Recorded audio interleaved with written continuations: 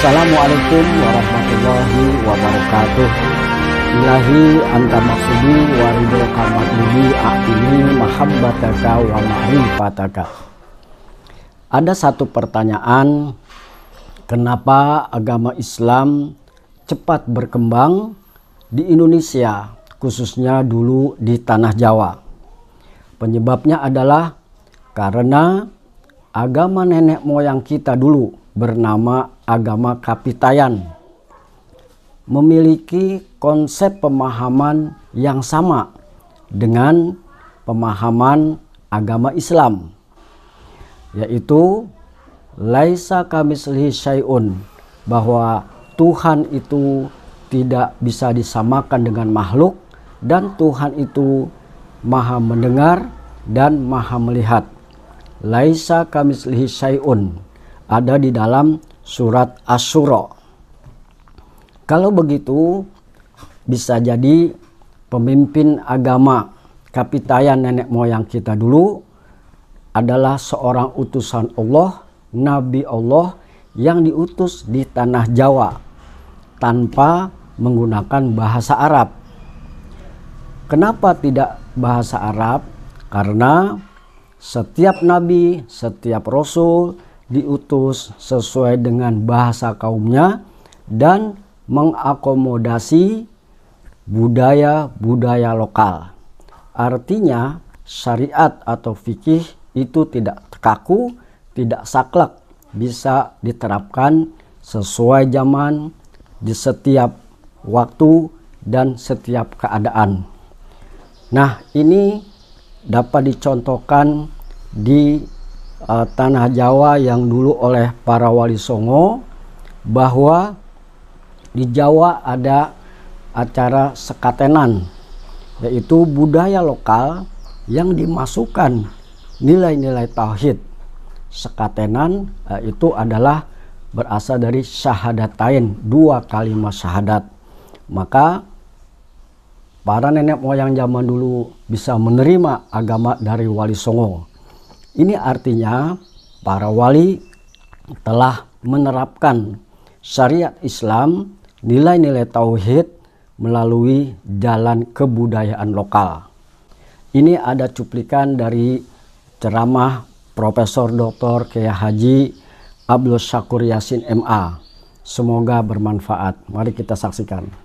Ketika Nabi Muhammad diutus jadi Rasul sudah selesai, karena dia khatamul anbiya wal mursalin, Nabi penutup, Nabi terakhir. Setelah itu tidak ada Nabi lagi. Jadi nggak mungkin ada Nabi yang lahir pada tahun setelah tahun 571 ditambah 40 ya. Kan 571 lahirnya. 40 jadi berapa? 631. Ya. 571 40. Kan diangkatnya 40 tahun. Jadi 630, 611 ya. Iya. Setelah tahun 611 sudah tidak mungkin ada nabi lagi karena dia penutup. Nabi pungkasan. Sudah selesai. Nah, ini tidak pernah ada nabi tahun berapa? Tahun 1900 nggak mungkin. Setelah itu sudah nggak ada nabi lagi. Nabi Muhammad itu adalah nabi yang terakhir. Jadi kemungkinan ada nabi di tempat yang lain yang tidak diceritakan dalam Al-Quran itu adalah sebelum tahun 611. Itu saja. Setelah nabi dan rasul, itulah nabi terakhir, la nabiyya ba'dah. Kemudian sifat kenabian pada setiap generasi, setiap kelompok dan kabilah itu berlaku lokal, sehingga pada zaman yang sama ada 2 nabi dengan syariat yang berbeda. Ya, ada 2, 3, 4 nabi malah, ya kan? Itu dalam satu saat yang sama, yang satu di Mesir, yang satu di Irak, yang satu di Syria, yang ada masalah dengan syariat yang berbeda, berbeda, Tuhan yang sama. Sebab syariat akan mengikuti situasi dan kondisi. Syariat itu sifatnya selalu kondisional. Pada zaman Nabi Muhammad, kakak adik boleh dikawinkan enggak?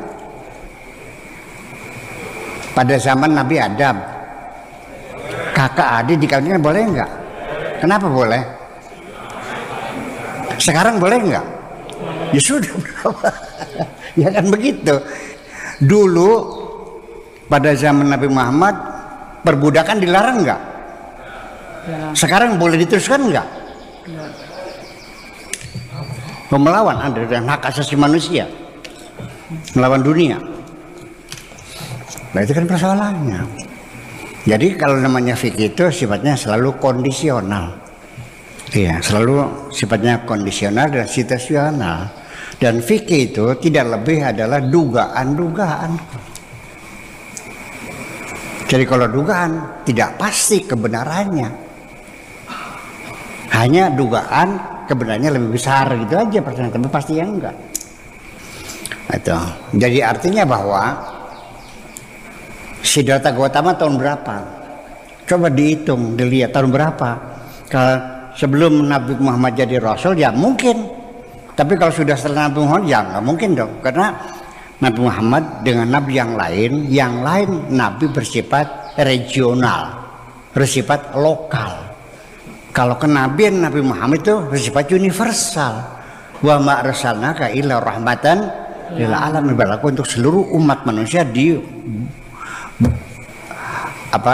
bumi ini. Kalau yang lain itu ke suku masing-masing. Nah, seperti di tanah Jawa.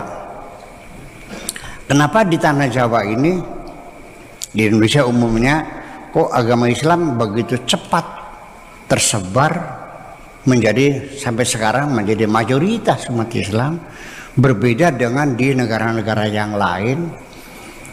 Itu ternyata kenapa?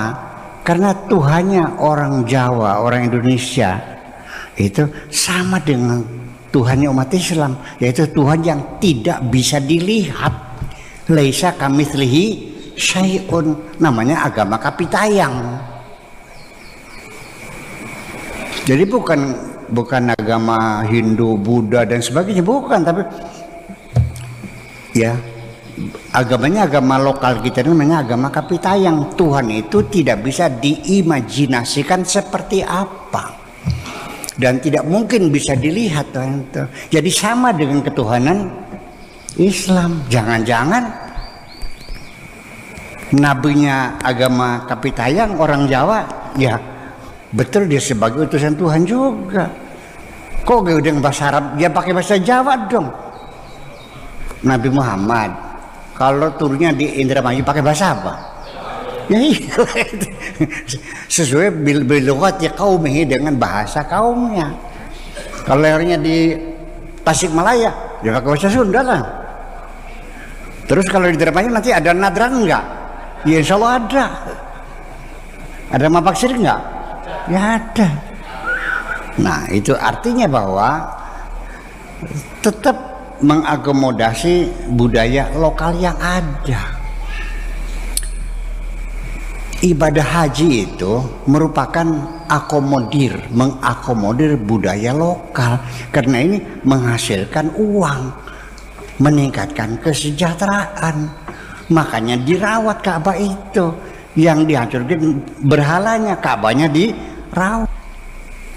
Dengan ada Ka'bah saja orang orang Arab bisa makan loh. Betul nggak? Kalau di Indramayu, orang datang ke Indramayu minum air Cimanuk, ya sengaja datang untuk mandi di sungai Cimanuk dengan khasiat-khasiatnya gitu. Ya setahun sampai 50 juta, 100 juta makmur Indramayu. Gimana lagi? Betul nggak?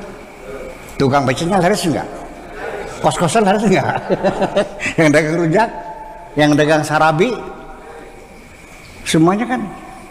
Sunan Gunung Jati aja orangnya udah mati kok.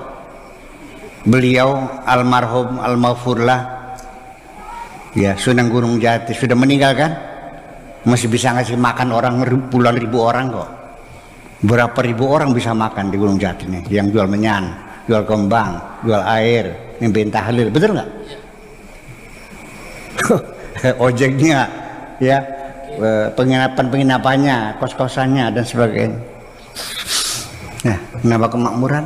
Bayangkan orang yang udah mati tapi masih bisa ngasih makan orang yang hidup seperti itu kira-kira. Ya, jadi artinya mengakomodir budaya lokal. Kalau kita lihat ibadah haji itu apa sih? Dia lebih main-main kok. Di sana apa yang kerjakan? Camping-campingan, betul nggak? Terus muter-muter, betul nggak? Terus bolak-balik, terus lempar-lemparan, betul nggak? Main-main kan? Iya, tapi itu napak tilas perjalanan seorang anak manusia yang mencari Tuhan. Namanya Nabi Ibrahim alaihissalam, itu aja.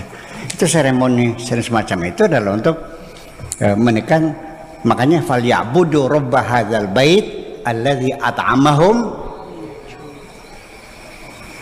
apa? Falyabudu rabb hadzal bait alladzi at'amahum min ju' wa amanahum min khauf. Jadi di negara dia aman dan juga bisa ngasih makan. Ka'bah itu bisa ngasih makan orang Arab kan? Ya sudah. Itu. Jadi itu milik umat Islam sebetulnya mah. Karena sejarahnya begitu ya, karena milik keluarga Saudi kan gitu. Ya udah. Tapi tuntutan orang untuk minta Mekah dan Madinah harus di manage oleh organisasi Islam dunia sudah lama. Kalau sekarang kan milik Saudi, betul nggak? Iya, itu aja. Nah, jadi kembali lagi bahwa nabi-nabi yang setelah diutusnya Nabi Muhammad dinyatakan sudah tidak mungkin ada nabi lagi karena beliau adalah nabi yang terakhir. Ya. Semoga bermanfaat. Wallahul muwafiq ila aqwamit thoriq. Wassalamualaikum warahmatullahi wabarakatuh.